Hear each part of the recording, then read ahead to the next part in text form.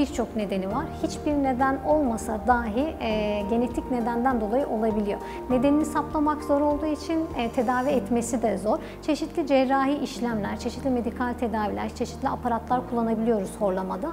Onları denememize rağmen hastalarda başarı sağlama oranı maalesef düşük. %50 gibi bir oran var.